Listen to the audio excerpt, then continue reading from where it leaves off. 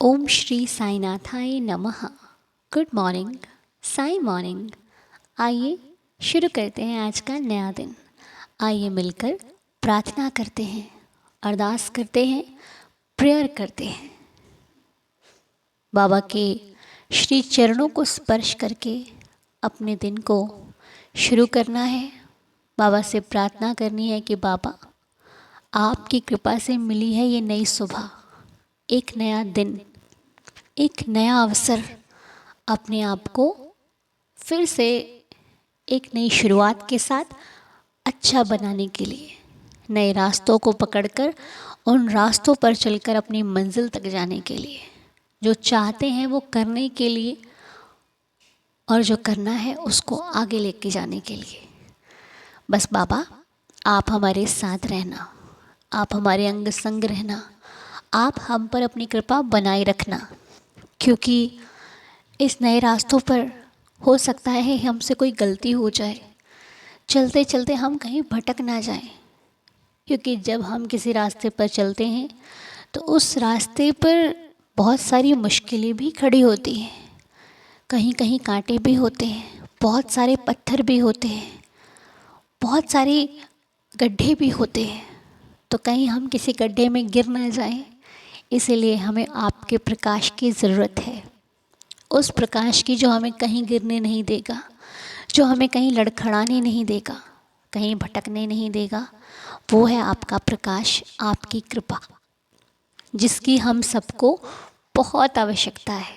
तो हे प्रभु, माफ़ करना यदि हमसे कोई भूल हो जाए, पर कृपा ज़रूर करना ताकि हम अच्छे रास्ते पर अच्छे ढंग से चल पाएँ। मेरा मुझ में कुछ नहीं, जो कुछ है सब तेरा, तेरा तुझको सौंप कर क्या लागे है मेरा। तो आपका सब कुछ है और मेरा कुछ भी नहीं। इसीलिए मैं और हम सब, ये पूरी फैमिली, ये पूरा परिवार चाहता है कि आप सभी पर अपनी कृपा दृष्टि बनाए रखें। सबका पालन पोषण करते हैं मेरे साईं, सबकी देख रेख करते हैं साईं, सबका घर चलाते हैं साईं। तो देवा, जब आप इतना कुछ करते हो तो मेरे साथ भी रहना, मेरा हाथ पकड़ कर रखना, क्योंकि आप पकड़ोगे तो छूटने के चांसेस नहीं है। मैं तो नादान ना समझ हूँ, चकाचौंध को देखकर मन में लालच आ जाता है कभी कभी, लेकिन आप इस लालच को मेरे मन मंदिर से दूर कर दीजिए। और ये बात हम सबको कहीं ना कहीं हमने नोटिस भी करा होगा कि जब से हम अपने बाबा की शरण में लगे हैं, तब से हम इतनी परवाह नहीं करते, इतनी फिक्र नहीं करते जितनी पहले किया करते थे। बस ये कहते हैं कि जो होगा अच्छा होगा। अगर कोई प्रॉब्लम भी आती है तो हम कहते हैं कि इसमें भी कोई भलाई होगी। ये कहना अगर सीख गए हैं तो शायद कहीं ना कहीं हम उस रास्ते पर हैं जो बाबा ने हमें सिखाया हुआ है। क्योंकि ऐसे तो हम पहले समस्या को देखकर ही डर जाते थे, और अब क्या होगा, अब कैसे चलेंगे आगे, अब तो गए। लेकिन अब जो सिचुएशन है वो खुद को ही कहती है कि नहीं, इतना बुरा कुछ नहीं होगा, बाबा है ना, संभाल लेंगे। तो जब खुद का ही मन खुद से ये कहने लग जाए कि चिंता मत कर, सब ठीक हो जाएगा, तो सब कुछ ठीक हो जाएगा। बाबा है, वो सब ठीक कर देंगे। बस अपने आप को उनके चरणों पर सौंप कर निश्चिंत हो जाना है और अपने कार्य को करते रहना है। नीयत साफ रखनी है, किसी के प्रति कुछ गलत नहीं सोचना है। बस बाकी ईश्वर देने में कोई कमी नहीं रखता। मेहनत पर ध्यान देना है, फल पर ध्यान नहीं देना, फल वो अपने आप बेहिसाब दे देंगे। बस मैं बाबा से प्रार्थना करती हूँ कि प्रभु, इस परिवार में आने वाले नए सदस्यों को भी अपनी कृपा दिखाइएगा, ताकि वो भी जिस भ्रम में है कि मेरा कोई कुछ कर देगा, मेरे से कोई बात नहीं करता, मैं अच्छा करता हूँ तो बुरा मिलता है, तो उन्हें भी अपनी कृपा दृष्टि दिखाइए, ताकि वो भी इस अच्छे बुरे से बाहर आ जाएं और सिर्फ साईं साईं साईं ही रटे। क्योंकि ये छोड़ दीजिए कि अच्छा किया बुरा मिला, हमको चाहिए ही नहीं अच्छा। हम तो देने वाले हैं, दे दिया भूल गए, अच्छा किया किसी के साथ, चल ठीक है, कर दिया ना, बस हमें तुमसे कुछ नहीं चाहिए। हम मांगते सिर्फ साईनाथ से हैं और किसी से नहीं। ठीक, हमें सिर्फ बाबा ही दे सकते हैं। और इस सृष्टि में कोई नहीं है जो हमें भरपूर कर सके। मेरी बात से एग्री करते हो, है ना? तो किसी से मांगने की आवश्यकता नहीं, किसी से मांगने की उम्मीद मत रखना कि वो मुझे देगा। किसी को गिफ्ट दिया, मेरे पास था मैंने दे दिया, मुझे साई ने दिया मैंने दे दिया, ठीक। आपसे मुझे कुछ नहीं चाहिए, बस ओम साई राम। चलेगा ना? हाँ जी। हाँ, मुश्किल होगा कुछ कुछ लाइफ में, लेकिन कोई बात नहीं, चलेगा। ऐसी भावना बाबा हमारे मन मंदिर में डाल दें बस, और कुछ नहीं। हाँ, यदि पेरेंट्स हैं तो पेरेंट्स से तो भाई वो तो भगवान स्वरूप है, उनसे मैं नहीं कहती हूँ। लेकिन बाकी रिश्तों में, ये मैंने बाकी रिश्तों के लिए कहा है, पेरेंट्स इस जगह पर नहीं आते, क्योंकि उनका दिया हम उन्हें कभी मोड़ नहीं सकते, बहुत कुछ है ना, इसलिए उन्हें छोड़कर बाकी। ओम साई राम। नए साल की ढेर सारी शुभेच्छाएं, आशीर्वाद देता हूँ। तुम लंबे समय तक शिरडी में रही, क्यों रही, कैसे रही, कहाँ रही, ये सब बातें मैं जानना नहीं चाहता, क्योंकि ये तुम जानो और बाबा जाने। लेकिन एक बात जरूर कहूँगा कि तुमने बाबा के सानिध्य का लाभ बहुत उठाया है, मुझे बहुत अच्छा लगा। आगे बढ़ने से पहले मैं चाहता हूँ कि तुम मेरा ये संदेश साईं दीदार चैनल में हमारे साईं भक्तों को तुम सुनाओ, मुझे बेहद खुशी होगी, बेइंतहा खुशी होगी। वह साईं दीदार चैनल के सभी साईं भक्तों को विनय घासवाला उर्फ बड़े पापा का आशीर्वाद है, नमस्कार है और शुभेच्छाएं हैं। नए साल में पहली बार मैं आपसे मुखातिब हो रहा हूँ, इसलिए थोड़ी पहले बाबा की बात करूँगा, उसके बाद हम साईं बाबा के जीवन के बारे में बातें करेंगे। जब जब साईं बाबा देहधारी थे, तब वे राहता जाकर जूही के पौधे ले आते थे, और उन पौधों को वे आज जहाँ पर साईं मंदिर है वहां पर सींचते थे। बरसों तक बाबा ने ये काम किया। रोज पानी के घड़े में पानी भरकर वे पौधों को सींचते थे, और सींचते सींचते वहां पर एक फुलवारी बन गई, बगिया बन गई। आज जहाँ पर आप साईं मंदिर देखते हैं ना, वहां पर पहले बाबा की फुलवारी थी। बाबा के हाथों सींचे गए फूलों को वहां पर हम देखते हैं, आज भी वहां पर है। और दूसरी बात यह है कि वो घड़े जो है ना, वो कच्चे हुआ करते थे। कच्चे घड़े जो है वो बाबा नीचे रखते तो वो घड़े फूट जाया करते थे। और कच्चे घड़े फूटने की जो घटना जो है, उसके जरिए बाबा हमें शिक्षा देते हैं कि हमारा जीवन जो है वो भी कच्चे घड़े की ही तरह है। लोभ, लालच, ईर्ष्या, माया, मत्सर, अहंकार, अभिमान, घमंड, इन तमाम चीजों से भरा हुआ ये घड़ा जो है वो एक दिन फूट जाता है। बाबा ये कहते हैं कि इस कच्चे घड़े को श्रद्धा सबूरी के दो महामंत्रों से हमें तपाना चाहिए, ताकि ये घड़े फूट न जाए। जहाँ पर श्रद्धा है, सबूरी है, वहाँ पर परम पिता परमेश्वर साईनाथ भी है, और योगेश्वर श्री कृष्ण भी है। और बाबा ने हमें हमेशा बताया है कि जिंदगी मुख्तसर है, छोटी जिंदगी है, लेकिन उस छोटी जिंदगी में हम हमारे कर्मों के द्वारा पहचाने जाएंगे। कर्म ही इंसान की पहचान है। कर्म ही हमें लोगों के सामने पेश होने का अवसर देता है। कर्म का बहुत ही बड़ा महत्व है। श्रीमद् भागवत गीता में तो कर्मयोग नाम का एक अध्याय है। कर्मण्यवाधिकारस्ते मा फलेषु कदाचन। गीता में भगवान कृष्ण कहते हैं कि हे मनुष्य, तू कर्म किए जा, फल की आशा न रख। तुझे क्या फल देना है वो मेरे हाथ में है, और जब उचित समय आएगा तब तुझे तेरे कर्मों का फल मिलेगा। बाबा ने भी यही समझाया है। साइंस चरित्र जो है ना, वो एक महान ग्रंथ है, महान ग्रंथ है। और बाबा बाबा कहते हैं कि हमें पर श्रद्धा और सबूरी के साथ हमें जीवन जीना है। लोग कहते हैं कि हमने 7 दिन में साइंस चंद्र का पठन किया, 2 दिन में किया। ये गलत बात है, यह गलत बात है। एक बात मैं बताऊं मैं आपको कि बाबा ने हमेशा कहा है, साइंस चरित्र के आखिरी अध्याय, जो 91वां अध्याय है, उसमें स्पष्ट बताया गया है कि जो भक्त प्रतिदिन एक अध्याय बाबा का पढ़ेगा, उसको अपरिमित यश की प्राप्ति होगी।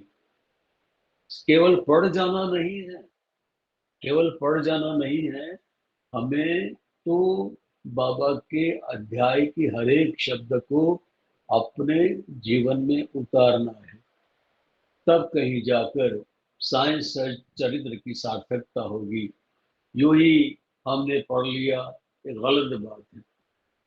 जब भी आप कोई अध्याय पढ़ो तो पढ़ने के बाद 2 मिनट आंखें बंद करके आप निधि ध्यासन कीजिए, यानी कि गौर कीजिए कि इस अध्याय में मैंने आज क्या पढ़ा और बाबा ने क्या शिक्षा दी है।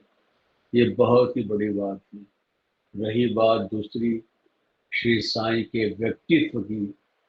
साईं बाबा 6 फुट की ऊंचाई वाले थे। बाबा बहुत गोरे थे, बहुत गोरे थे। उनकी भूरी भूरी आंखें थी, और कहते हैं लोग कि बाबा के शरीर से हमेशा मोगरे की महक आती थी। ये बातें बताई गई है, मैंने सुनी है और पढ़ी भी है। बाबा बहुत ही रूपवान थे, धैर्यवान थे। बाबा जहाँ पर बैठते थे, जहाँ पर चलते फिरते थे, वो जगहें कितनी पावन हो गई है। आज मैं जब ये रिकॉर्ड कर रहा हूँ, तब भी मेरी आंखों के सामने मुझे साईं बाबा के दर्शन होते हैं। कितने प्यारे थे बाबा, कितने न्यारे थे बाबा। आज उनकी याद आती है तो मन खुशी से झूम उठता है, खुशी से झूम उठता है। बाबा के बिना ये संसार सुना है।